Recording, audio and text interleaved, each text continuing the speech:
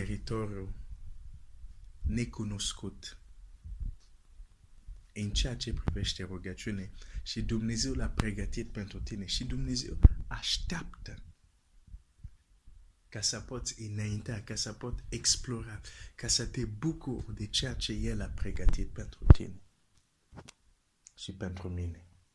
Solomon s-a rugat și un foc a coborât din cer. Încerc să-mi imaginez cum este să vezi foc care coboară din cer, pentru că Dumnezeu răspunde și răspunde cu putere. Și aș vrea să experimentez asta.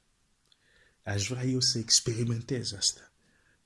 Nu pot să zic că nu am experimentat. La o anumită scară am experimentat. Probabil și tu la o anumită scară ai experimentat. Dar Dumnezeu vrea să experimentăm și la o scară mai mare.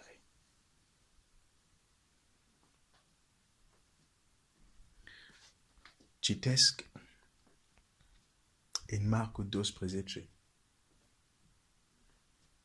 lucru pentru care nu vedem focul care se coboară din cer. Adică nu vedem răspunsul lui Dumnezeu cu putere, este pentru că suntem zgârciți. Nu mai știm să aducem jertfe lui Dumnezeu. Marcu 12 cu 41. Iisus ședea jos în fața visteriei templului și se uita cum arunca norodul bani în visterie. Mulți care erau bogați aruncau mult. A venit și o vaduvă săracă și a aruncat 2 bănuți, care fac un gologan. Atunci Iisus a chemat pe ucenici și le-a zis: adevărat vă spun, această vaduvă săracă a dat mai mult decât toți cei ce au aruncat în visterie. Că toți ceilalți au aruncat din prisosul lor, dar ea, din sărăcia ei, a aruncat tot ce avea, tot ce îi mai rămăsese să trăiască.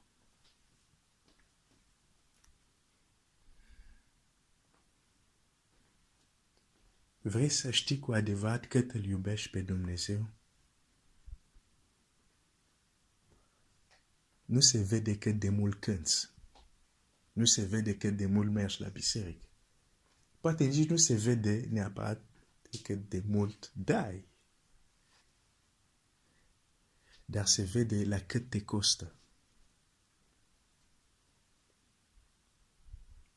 Acolo vedem cu adevărat ce inimă avem pentru Dumnezeu. Toți au venit la templu. Toți au aruncat în visteria templului. Dar Domnul Iisus se uită. Domnul Iisus se uită la viața ta, se uită la viața mea. Ce îi dăm lui? Doar ce într-un fel nu ne trebuie. Doar ce într-un fel este ieftin. El știe. Nu-l putem păcăli. Dar Dumnezeu spune așa: voi cinsti pe cine mă cinstește.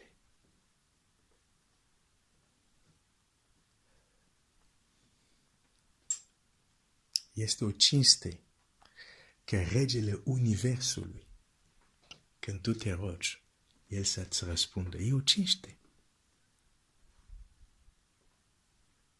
Când tu te rogi, el să răspundă cu foc. E o cinste.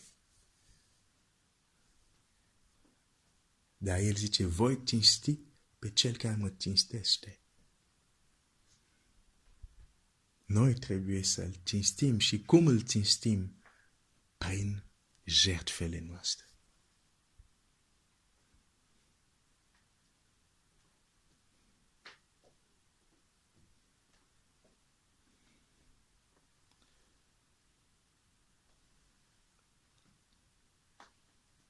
Această văduvă săracă a dat mai mult decât toți cei ce au aruncat în visterie. Mulți au venit în ziua respectiv, mulți au aruncat, dar atenția lui Dumnezeu s-a oprit asupra unei văduve. Ce ai făcut să atragi atenția lui Dumnezeu? Ai fost duminica trecută poate la biserică. Ce ai făcut să atragi atenția lui Dumnezeu?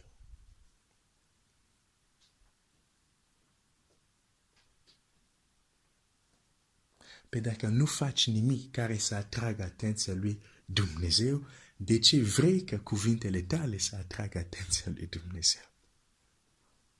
Dacă viața ta nu atrage atenția lui, de ce cuvintele tale vor atrage atenția lui? Când mă gândesc la un om cum este Iov, viața lui a atras atenția lui Dumnezeu. Modul lui de a trăi a atras atenția lui Dumnezeu.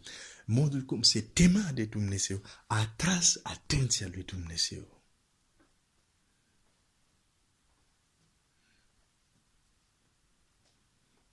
O jertfele care a adus Salomon a atras atenția lui Dumnezeu. Cu siguranță a fost o jertfă plăcută, de-aia focul a coborât din cer. Ce faci tu, ce fac eu, ca să atrag atenția lui Dumnezeu? Oare sunt o persoană care mă ies din mulțime, mă demarchez, mă pun deoparte, încât să atrag atenția lui Dumnezeu sau fac parte din mulțime? Adică sunt acolo la grămadă. Mulți au venit să dea în templu, dar Domnul Iisus nu a vorbit despre ei. Atenția lui nu s-a oprit asupra lor. Asta e mulțimea, este gloată. Și aș vrea să-ți spun,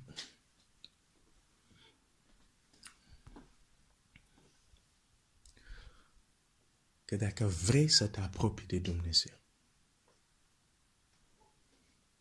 este un drum solitar. Dacă vrei să experimentezi puterea lui Dumnezeu, este un drum solitar. Da, dacă Dumnezeu îți dă să ai un frate, o soră, care și au același dorință, este extraordinar să vă presuiți și să vă încurajați. Dar de multe ori este un drum solitar.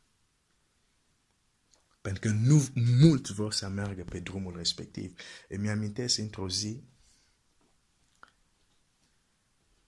tatăl meu m-a salutat cu acest salut și mi-a zis așa: ce faci, tovarașul meu, de drumul acela foarte puțin frecventat?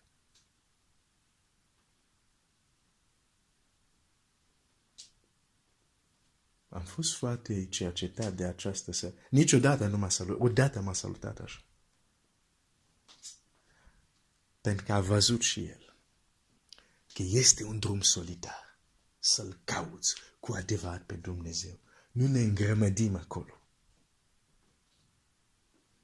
Largă este ușa care care duce oamenii la pierzare, îngustă, mic este drumul care duce la viață și puțin sunt cel care găsesc și merg pe drumul respectiv. O e la fel cu puterea rugăciunii. Larg este ușa care duce pe calea viața fără puterea rugăciunii. Larg este calea și mulți intră pe ea. Mulți din cei care merg la biserică și chem zic că Dumnezeu e Tatăl lor. Dar mică îngustă este calea care duce la experimenta mare puterea rugăciunii.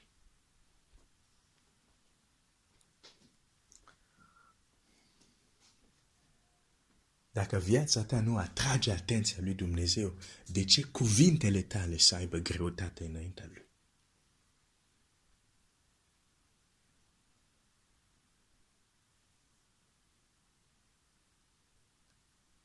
Dumnezeu să mă ajute să am curajul și îndrăzneala, să am o viață care atrage atenția lui.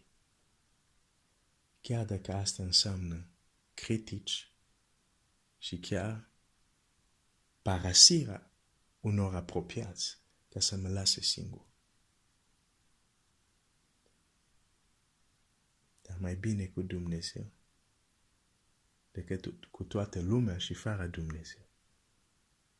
Că ce a folosit un om să câștige toată lumea dacă își pierde sufletul? Deci vedem clar, mai bine cu Dumnezeu, singur cu Dumnezeu, decât cu toată lumea, dar fără Dumnezeu. poți avea o viață care atrage atenția lui Dumnezeu. Și începe prin acest lucru să-ți dorești.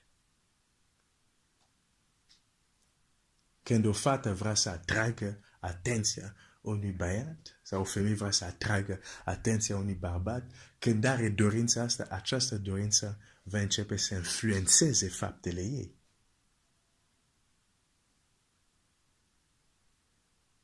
Suntem mulți pe acest pământ, nu știu, 6-7 miliarde, suntem mulți. Ce faci tu ca ochii lui Dumnezeu să se oprească asupra ta? Într-un mod favorabil. Te provoc și mă provoc pe mine să fim din acei oameni care vrem să atragem atenția lui Dumnezeu.